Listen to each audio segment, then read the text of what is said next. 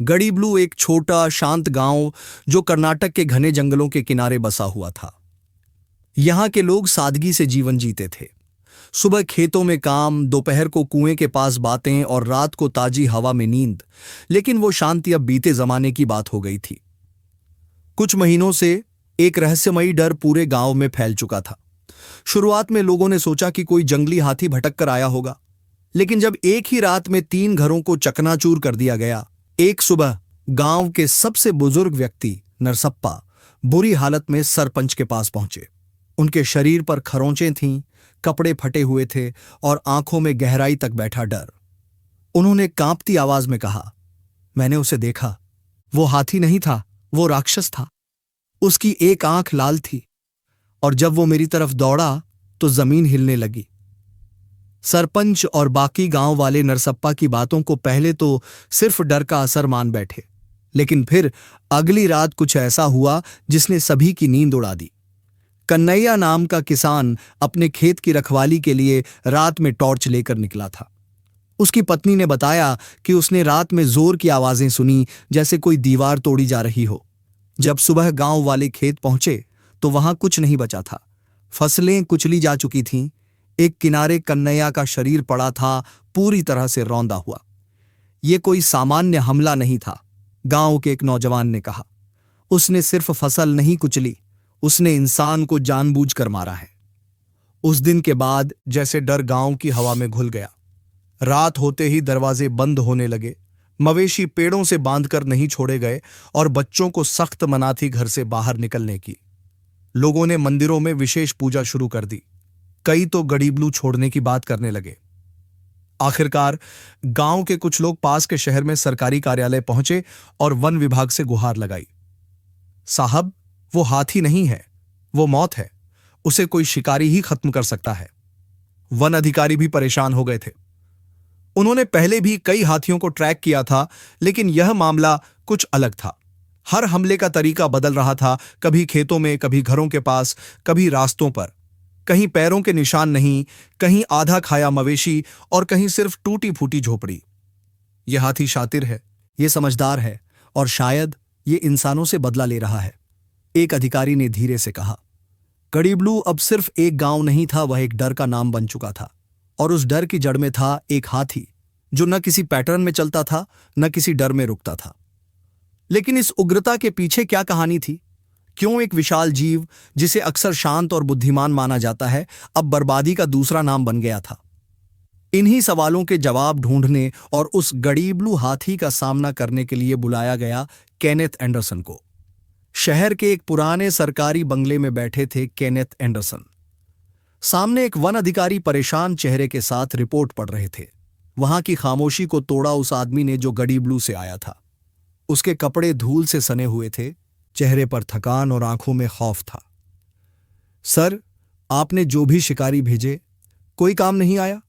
ये हाथी आम नहीं है, ये चालाक है, इंसानों की तरह सोचता है। हमारे गांव में अब हर रात एक साजिश सी लगती है। आप ही आखिरी उम्मीद है। केनेथ को कई बार इंसान खोर बाघों और तेंदुओं का सामना करना पड़ा था, मगर यह हाथी की बात अलग थी। हाथी एक ऐसा जीव जो अक्सर सम्मान का प्रतीक होता है, जिसे बुद्धिमान और शांत माना जाता है। मगर जब वही हाथी पागल हो जाए तो उसका गुस्सा जंगल का संतुलन बिगाड़ देता है। अगले ही दिन केनेथ अपने सामान के साथ गड़ीब्लू की ओर रवाना हुए। उनके पास थी 1.405 राइफल, जरूरी सामान, एक जोड़ी मजबूत जूते और एक आदत खतरे को समझने और शांत रहकर उससे निपटने की। गांव पहुंचते ही जो माहौल मिला उसने केनेथ को गंभीर कर दिया। घर घर में टूटी खपरेलें, खेतों में पड़ी बर्बाद फसलें और गांव वालों के चेहरे जैसे सबने किसी डरावने सपने को जागते हुए देखा हो। एक बूढ़ा आदमी केनेथ को देखता है और कहता है, अब भी देर ना हो गई हो साहब। वो रात में आता है, लेकिन कभी किसी दिशा से नहीं, और उसकी आंखें जैसे खून उगल रही हों। केनेथ ने उस जगह का दौरा किया जहां कन्हैया की मौत हुई थी। वहां अब भी खेत की मिट्टी में गड्ढे थे, जिन्हें हाथी के भारी पैरों ने बनाया था। मगर कुछ अजीब था, निशान एक सीध में नहीं थे, बिखरे हुए थे, जैसे जानबूझकर उलझाया गया हो। ये हाथी जानता है कि उसे ढूंढा जा रहा है, केनेथ ने धीरे से कहा। रात को एक मचान बनाया गया गांव से थोड़ी दूर एक आम के पेड़ पर। नीचे कुछ केले और नमक रखा गया ताकि हाथी को आकर्षित किया जा सके। रात ढलती रही। केनेथ की उंगलियां ट्रिगर पर तैयार थीं। हवा भारी थी और दूर कहीं कोई उल्लू आवाज कर रहा था। तभी अचानक झाड़ियों में कुछ हिला, एक हल्का कंपन, और फिर जमीन जैसे कांपने लगी। झाड़ियों से निकली एक विशाल छाया।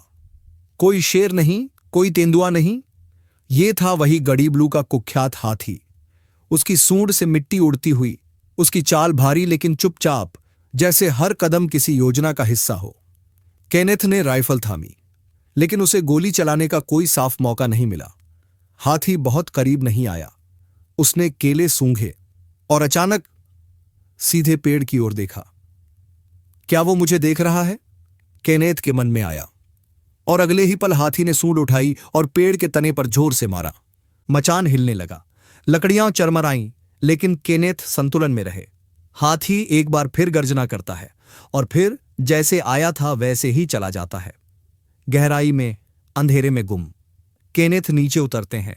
चारों तरफ सन्नाटा है, मगर उनकी आंखों में अब सिर्फ डर नहीं, जिज्ञासा भी है। ये हाथी हमला करने से पहले टोह लेता है। ये सिर्फ पागल नहीं है, ये योजना बनाता है।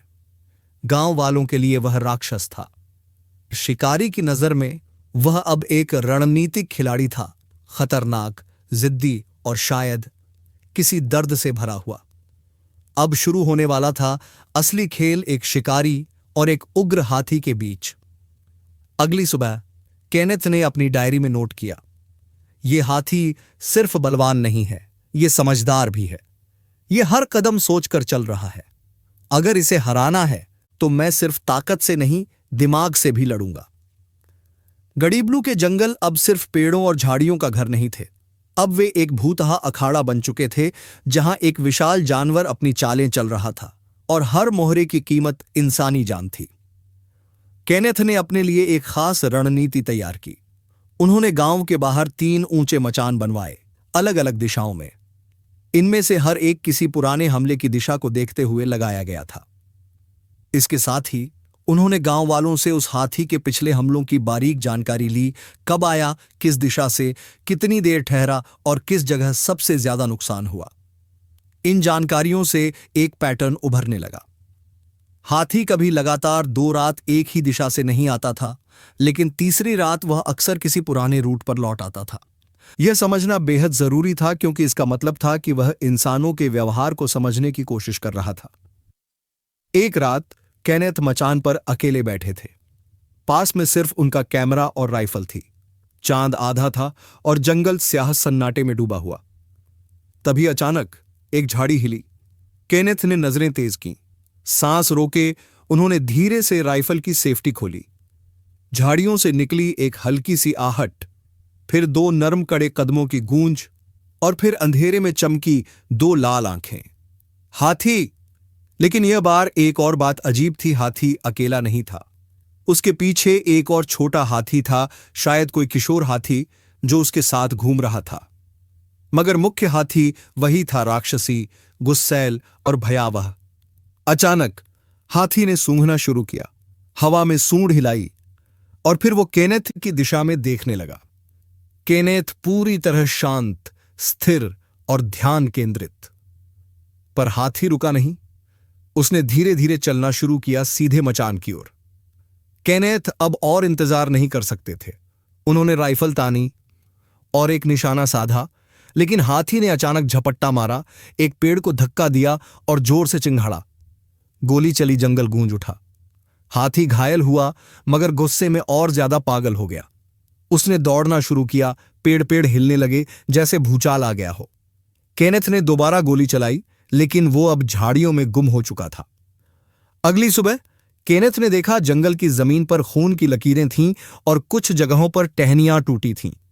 इसका मतलब था कि गोली ने हाथी को जरूर छुआ था, मगर उसे मारने के लिए काफी नहीं थी। गांव वाले दौड़े दौड़े आए। साहब, आप ठीक हैं? क्या वो मर गया? केनेथ ने गंभीरता से सिर हिलाया। नहीं, अब वो और ज्यादा खतरनाक हो गया है। अब वो जानता है कि मैं कौन हूं, और मैं जानता हूं कि वो क्या कर सकता है। अब ये टक्कर निजी हो चुकी थी, एक शिकारी और एक घायल हाथी की। दोनों घायल नहीं थे, सिर्फ शरीर में उनकी लड़ाई अब मानसिक हो चली थी। हाथी अब और सावधान हो गया था, उसके कदम और भी चुप, हमले और भी अप्रत्याशित। केनेथ ने तय किया अगली बार वह न सिर्फ राइफल के साथ आएंगे बल्कि उसकी चाल समझने के लिए उसके रास्ते पर चलेंगे। अब समय था जंगल में उतरने का, पैदल, चुपचाप और सावधानी से, क्योंकि असली शिकारी वही होता है जो अपने शिकार की दुनिया में उतरकर उसे उसी की भाषा में समझे। गडीब्लू में तीसरी रात थी। आसमान में बादल मंडरा रहे थे और हल्की ठंडी हवा गांव की गलियों से होकर गुजर रही थी। केनेथ दिन भर हाथी के पैरों के निशानों और खून के हल्के धब्बों का पीछा कर लौटे ही थे जब गांव के प्रधान ने कहा, साहब, आपको रामैया काका से मिलना चाहिए। वो इस जंगल को अपनी हथेली की तरह जानते हैं। केनेथ को उत्सुकता हुई। उस रात वो गांव के किनारे एक कच्चे से घर में पहुंचे। दरवाजे के पास बैठा था एक झुकी कमर वाला बूढ़ा आदमी, लंबी सफेद दाढ़ी, झुर्रियों से भरा चेहरा और आंखें, जैसे उन आंखों ने कुछ ऐसा देखा हो जो जमाना भूल गया हो। रामैया काका? केनेथ ने धीमे से पूछा। बूढ़ा मुस्कुराया। आप वो शिकारी हो ना जो हाथी को पकड़ने आए हैं? केनेथ ने सिर हिलाया। मुझे बताया गया आप इस जंगल के बारे में बहुत कुछ जानते हैं। मैं उसके बारे में जानना चाहता हूं, उस हाथी के बारे में। रामैया काका कुछ देर चुप रहे, फिर धीमे स्वर में बोले, वो हाथी पहले ऐसा नहीं था। 4 साल पहले तक वो शांत था, जंगल में घूमता था, कभी किसी खेत को नुकसान नहीं पहुंचाता था। बच्चे उसके पास खेलते थे, वो पगडंडियों पर अकेले चलता था, जैसे जंगल का रखवाला हो। तो फिर क्या हुआ? केनेथ ने पूछा। बूढ़े ने गहरी सांस ली। एक दिन कुछ शिकारी आए, गैर कानूनी शिकार करने वाले। उन्होंने जंगल में शोर मचाया और उस हाथी को भी घेर लिया। कोई कहता है उन्होंने उस पर गोली चलाई थी, कोई कहता है कि उसकी मां को उन्होंने मारा, लेकिन जो भी हुआ, उस दिन के बाद वो हाथी बदल गया। बदल गया? केनेथ ने दोहराया। हां, काका बोले, उसकी चाल बदल गई। पहले वो इंसानों से दूर रहता था, अब वो उन्हें ढूंढता है। उसकी आंखों में अब दर्द नहीं, गुस्सा है, और वो गुस्सा सोच समझकर निकाला जाता है। एक बार मैंने उसकी आंखों में देखा था साहब, यकीन मानिए, वो नफरत थी इंसान से, हर उस चीज से जो हमारे गांव की थी। आपने कभी उसका पीछा किया? केनेथ ने पूछा। नहीं, बूढ़ा बोला, मैंने उसे समझने की कोशिश की। वो हर बार कुछ नया करता है। एक रात उसने गांव के एक मकान की दीवार नहीं तोड़ी, उसने दरवाजा खोला। सोचिए साहब, हाथी ने दरवाजा खोला, फिर अंदर घुसा और वहां सो रहे आदमी को कुचल दिया। क्यों नहीं सबने उसे तब मारा? केनेथ ने हैरानी से पूछा। रामैया काका ने कहा, क्योंकि साहब, वो जंगल जानता है और हम सिर्फ डरते हैं। वो हर बार आता है एक नई चाल से, कभी जंगल से, कभी नदी की ओर से, और फिर गायब हो जाता है जैसे धुआं। किसी को समझ नहीं आता वो कहां गया।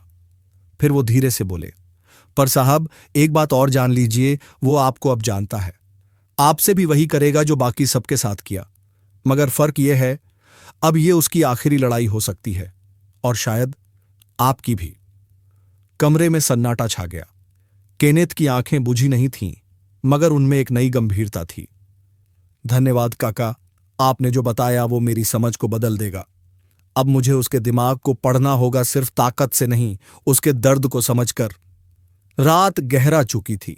दूर कहीं एक उल्लू बोल रहा था और जंगल एक बार फिर कुछ कहने की कोशिश कर रहा था।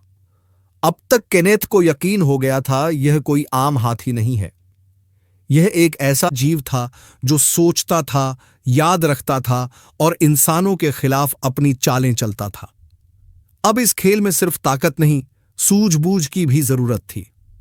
केनेथ ने तय किया, अब वक्त है जंगल में उतरने का। अगले कुछ दिन उन्होंने एक नया मिशन शुरू किया, हाथी की हरकतों का विश्लेषण। सुबह से लेकर शाम तक वो 2 स्थानीय गाइडों के साथ जंगल की पगडंडियों पर निकल जाते। हर कदम पर वो देखते, समझते और नोट करते। टूटे हुए पेड़ों के तने, झुकी हुई घास की दिशा, मिट्टी में दबे गीले पैर, और यहां तक कि हाथी की छोड़ी हुई गंदगी तक सब कुछ एक सुराग था। देखो ये पेड़ कैसे टूटा है, केनेथ ने एक दिन कहा, यहां सिर्फ ताकत नहीं लगी, दिशा भी चुनी गई है। वो चाहता था कि यह पेड़ रास्ता रोके। ये रणनीति है। गाइड हैरान रह गए। साहब, क्या हाथी इतना सोच सकता है? ये वाला सोचता है, केनेथ ने गहराई से जवाब दिया। दिन ब दिन उन्होंने हाथी की गतिविधियों का नक्शा बनाना शुरू किया, एक मानसिक नक्शा जिसमें वे हर पुराने हमले, हर पैरों के निशान और हर जंगल की गहराई में जाते हुए रास्ते को चिह्नित करते जा रहे थे। एक बात साफ हो रही थी, हाथी हमेशा एक घुमावदार रास्ता लेता था और अक्सर गड़ीबलू गांव की ओर आता था। उसका पसंदीदा रूट नदी के किनारे से होता हुआ एक पुरानी झाड़ी के पास से निकलता था। वहीं पास में एक पुराना बरगद का पेड़ था, बड़ा, गहरा और इतना ऊंचा कि उसके ऊपर से सब कुछ देखा जा सकता था। केनेथ ने वही जगह चुनी आखिरी जाल बिछाने के लिए। हम यहीं मचान बनाएंगे और नीचे जाल बिछाएंगे, उसकी चाल की दिशा जानकर उन्होंने स्थानीय कारीगरों को बुलाया। एक मजबूत मचान बनाया गया, इतना ऊंचा कि हाथी सीधे न पहुंच सके, लेकिन इतना नीचे कि नजर अच्छी रखी जा सके। जाल के लिए बंसी, कांटे और लोहे की खूंटियां लाई गईं। सब कुछ गुप्त रखा गया ताकि हाथी को कोई गंध न मिले। रात होने से पहले सब तैयार हो गया था। जंगल चुप था, जैसे इंतजार कर रहा हो। केनेथ मचान पर चढ़ गए, राइफल साथ, टॉर्च पास और दिल पूरी तरह सतर्क। रात का पहला पहर बीता। जंगल शांत था। केनेथ ने कई बार झपकियां लीं, लेकिन हर बार हल्की सी आहट पर जागते रहे। रात का दूसरा पहर, दूर कहीं कोई शाख टूटी। फिर कुछ झाड़ियों में हलचल हुई। केनेथ ने टॉर्च नहीं जलाई, वो जान गए थे ये वही है। अचानक एक भारी छाया झाड़ियों से निकली। पहले सिर्फ धुंधली सी आकृति, फिर दो चमकती आंखें और फिर पूरी की पूरी राक्षसी देह सामने थी, वही हाथी। लेकिन इस बार वह सीधे मचान की ओर नहीं आया। वह रुका। उसने जमीन सूंघी, फिर उसने जाल के पास सूंड घुमाई। नहीं, केनेथ ने बुदबुदाया। उसे कुछ समझ में आ गया है। हाथी ने एक जोरदार चिंगाड़ मारी और फिर सीधा जाल पर कदम रखा। एक जोरदार धमाका हुआ, कांटों का शोर, लोहा चीखा। हाथी चिल्लाया। उसकी टांग में खूंटी घुस गई थी। अब वो पागल हो गया था। उसने जमीन में सूंड मारी, पेड़ उखाड़ना शुरू कर दिया और फिर मचान की ओर लपका। केनेथ की राइफल तैयार थी। उन्होंने एक गोली चलाई सीधी हवा में, चेतावनी के लिए, मगर हाथी नहीं रुका। वो दौड़ा और मचान के खंभों को जोर से टक्कर मारी। धड़ाम! पूरा मचान हिल गया। केनेथ लड़खड़ा गए, लगभग गिरने को थे। उन्होंने दोबारा गोली चलाई। इस बार निशाना उसकी पीठ पर था।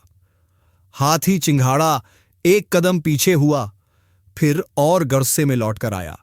मचान फिर हिला, लकड़ी चिरचिराई, कीलें चीखीं। केनेथ ने अंतिम गोली चलाई सीधा उस जगह पर जहां पिछली रात घाव हुआ था। इस बार हाथी चीखा, एक ऐसा कराह जिसे सुनकर लगता था कि जख्म सिर्फ शरीर में नहीं, आत्मा में है। वो पीछे हटा। फिर एक बार वो घूमा और तेजी से जंगल में भाग गया।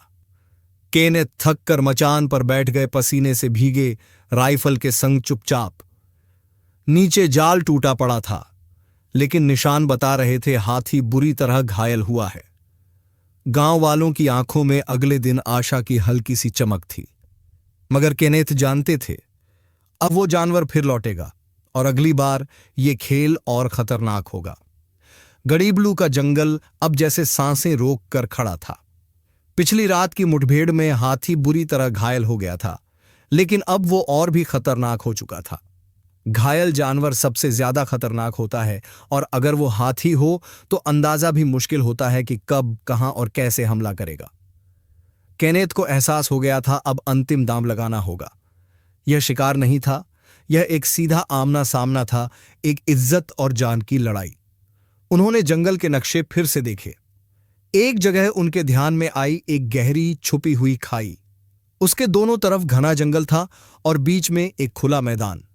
हाथी अक्सर उस रास्ते से निकलता था, लेकिन अब वहां एक बार भी नहीं गया था। शायद यही मौका था उसे वहां लाने का।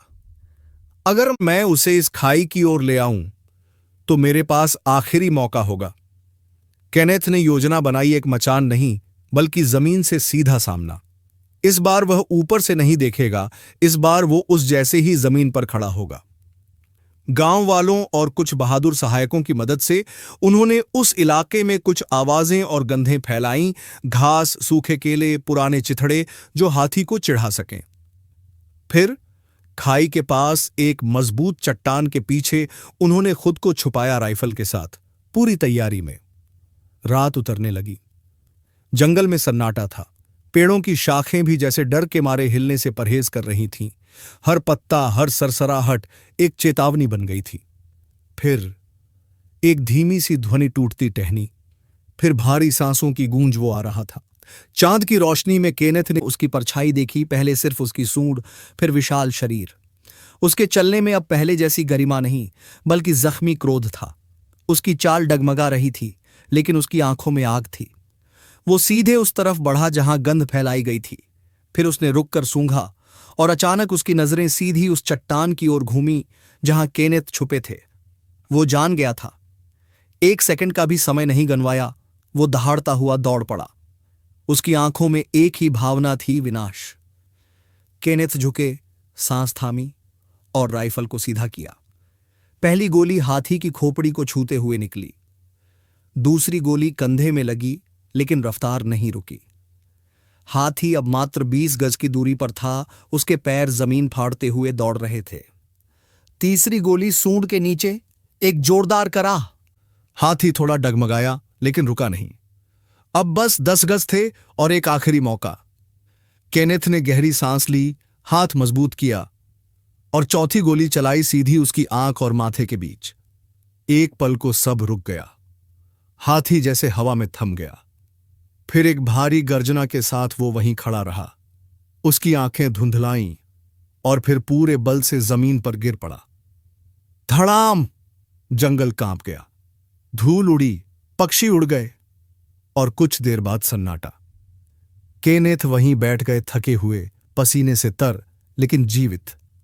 खत्म हो गया, उन्होंने धीरे से कहा। सुबह की पहली किरणों के साथ जब गांव वाले पहुंचे तो उन्होंने देखा गड़ीबलू का दैत्य अब शांत था। कोई तालियां नहीं थीं, कोई जयकार नहीं, बस एक गहरा सम्मान।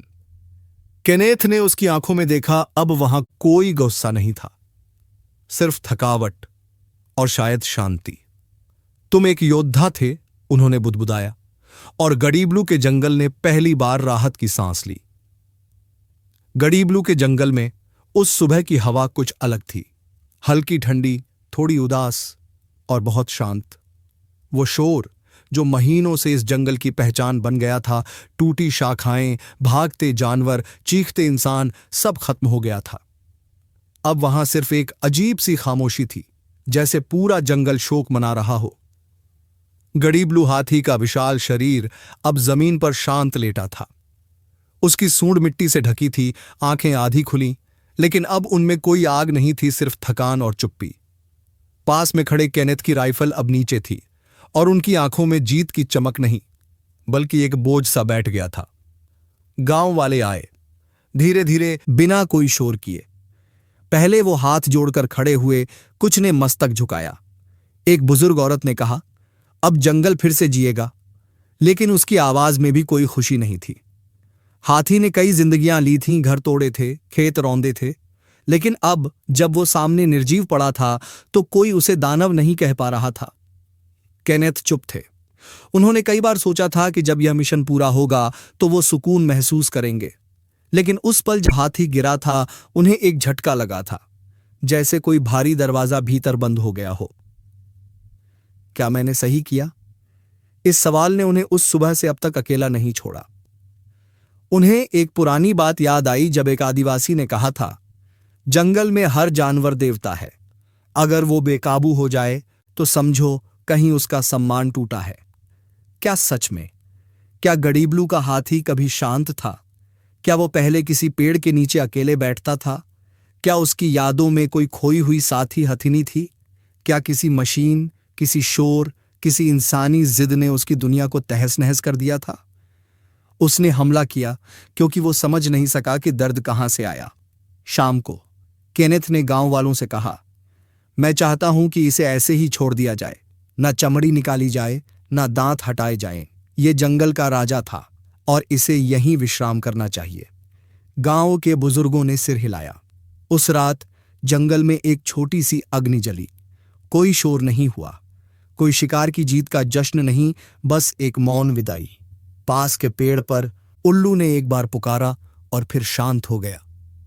केनेथ ने उस आग को देखा और कहा, मैंने एक देवता को मार दिया और अब मुझे खुद छोटा महसूस हो रहा है। अगली सुबह वो गांव से रवाना हुए। गांव वालों ने उनका शुक्रिया अदा किया, लेकिन इस बार वो गर्व के साथ नहीं, श्रद्धा के साथ सिर झुकाए हुए थे। रास्ते में जंगल फिर से जिंदा हो रहा था। पक्षी गा रहे थे, हिरणों के झुंड फिर से दिखने लगे थे, लेकिन कहीं ना कहीं पेड़ों के बीच एक खालीपन था, जैसे जंगल ने भी अपने सबसे पुराने प्रहरी को खो दिया हो। यह शिकारी का आखिरी सबक था, जंगल में जीत हमेशा सबसे ऊंची कीमत पर मिलती है। दोस्तों, अगर आपको हमारी यह कहानी पसंद आई है तो हमारे चैनल को सब्सक्राइब करें और अपने ग्रुप में, व्हाट्सएप पर, फैमिली में, दोस्तों में शेयर कर दें और वीडियो के कमेंट में बताएं कि आपको और किस तरह की वीडियो चाहिए या आपको क्या अच्छा लगा और क्या बुरा लगा, और वीडियो के कमेंट में बताएं कि आपको और किस तरह की वीडियो चाहिए।